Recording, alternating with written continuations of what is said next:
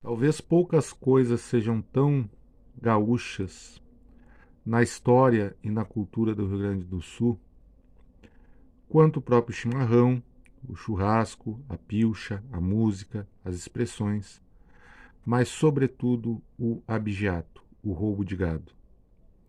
A gente pode seguramente apontar que desde o momento que se inicia a colonização europeia naquilo que vai ser o sul do Brasil, seja por meio de padres jesuítas ou pela disputa de território entre espanhóis e portugueses, o abigeato vai estar presente desde os primeiros tempos, o roubo de gado, e vai perpassar século XVIII, século XIX, século XX e, infelizmente, ainda nos dias de hoje, no século XXI. No século XIX, mas também no início do século XX, a gente vai ter muitos bandos de ladrões de gado, de abigeatários, formando verdadeiras quadrilhas especializadas nesse tipo de crime, que vão estar muito presentes na fronteira, principalmente a fronteira uruguaio-brasileira, mas também vão ser encontradas em todo o Rio Grande do Sul. Em todo lugar havia abigeato. E havia também quadrilhas especializadas nesse tipo de crime. Então, na fronteira argentino-brasileira, na Serra, Litoral Norte, Litoral Sul, Centro-Sul, região de Porto Alegre, região central, região missioneira. Então é uma coisa presente. Há um sem número de bandos que se especializam em roubar gado. Tanto durante o século XIX quanto durante o século XX, vamos dizer os primeiros 30 anos do século XX. Qual é a razão que motiva esses bandos de abigeatários? Bom, principalmente o comércio ilegal de gado, o fornecimento de gado abatido para açougues clandestinos, mas também há vários pesquisadores gaúchos que trabalham essa questão no século XIX, que falam que muitas vezes esses bandos eram contratados por outros estancieiros para fazer esse apresamento de gado com o sentido de transformar em charque posteriormente. Então isso existia. Existia também um fluxo de contrabando de gado do Uruguai para o Brasil e do Brasil para o Uruguai, tá? Então isso também era um tipo de negócio.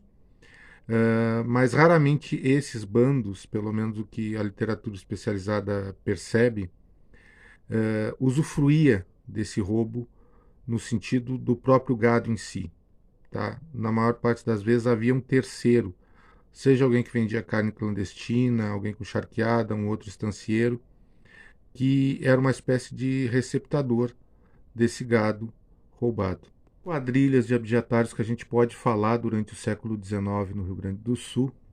Eu começaria citando a quadrilha de Maneco Braga, na região de Rio Grande, no início da década de 1850. Na região de Cruz Alta, um bando de 10 desertores da guerra contra Oribe e Rosas, que atuava como abjetários, comandado por um tal Fulano Ruivo. Nós temos também em Dom Pedrito, mas agindo também ali mais para a região de Alegrete, os Salteadores do Piraí Grande, que era um grupo que era muito violento também nos seus ataques, nas suas invectivas. A gente vai ter na região de Uruguaiana, por volta de 1876, um tal sujeito chamado Manegan, que agrupava abjetários brasileiros, argentinos e uruguaios. Nós vamos ter mais adiante também, na região da Serra, os quadrilheiros do Capão Bonito, que atuavam principalmente na região de São José dos Ausentes, isso em 1871. Chegavam a Santa Catarina também os seus roubos de gado. 1871 também a gente vai ter o registro da famosa quadrilha do Botelho, em Rio Pardo. 1877 a quadrilha do Pureza, em Taquari. Uma outra quadrilha também que vai atuar na região da Serra, que vai ficar conhecida como os Bandoleiros do Arroio Inferninho, que eram de São Joaquim, Santa Catarina, mas atacavam também o Rio Grande do Sul. 1912, outra quadrilha célebre de abjetários, de Nazário Cuevos, em Alegrete. Nós vamos ter também na região colonial, na colônia Rusland, em Taquari, por volta do início do século XX, uma quadrilha de abijatários que misturava alemães, italianos, brasileiros e argentinos. Nós temos também a quadrilha do imigrante italiano Scandella. Eram dois irmãos, os irmãos Scandella, que atuaram em Sapucaia. A quadrilha do Adam Harman, por volta da década de 1910, em São Vandelino. Nós tivemos também a quadrilha do Lenz, em Montenegro. Também, por volta de 1910, 1911, a quadrilha do Tomé Molina, em São Borja. Joaquim Nogueira, em Itaqui, São Borja, também atuando em Passo de dos Libres. A quadrilha do Valim, em São Luís Gonzaga. E também a quadrilha do Mariani, na região de cima da serra, isso já mais por volta do início dos anos 1920. Composição dessas quadrilhas de abjatários, a gente pode apontar mais ou menos algumas semelhanças, tá? Principalmente depois da Revolução Farroupilha, mas também a guerra contra o Libe Rosas, a guerra contra a Aguirre, a guerra do Paraguai, a gente vai ter um grande número de quadrilhas de abjatários formado por desertores da guerra, ou até mesmo por militares que não voltaram para os seus locais de origem e caíam por alguma outra questão na criminalidade. Tá?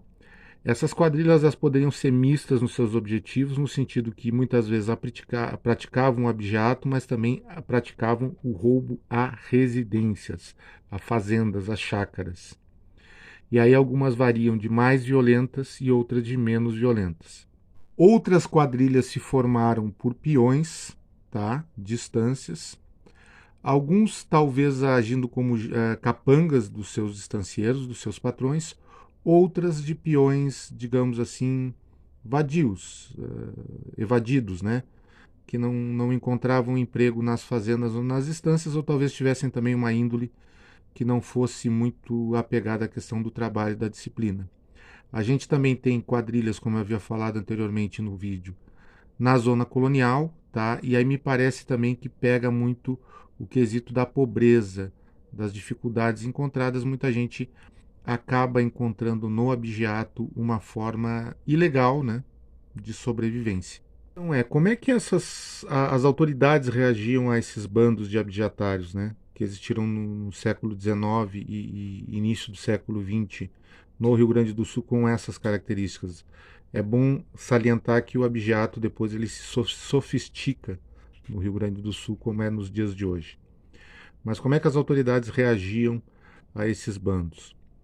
Bom, por muitas vezes eles não tinham dificuldade em desbaratar esses bandos, tá? Em capturar eles. Não eram, digamos assim, exímios bandoleiros, alguns eram, tá? Mas não eram todos. Mas a questão toda era a profusão, né? Acabava com um bando, com uma quadrilha, surgia outra logo em seguida. Então era uma constante, na maioria das regiões era uma constante, que por mais que tu combatesse o problema do abigeato, numa ponta, na outra ponta, estava surgindo uma outra quadrilha se organizando para roubar gado. É bom também salientar o seguinte, isso faz parte da nossa cultura aqui do Rio Grande do Sul.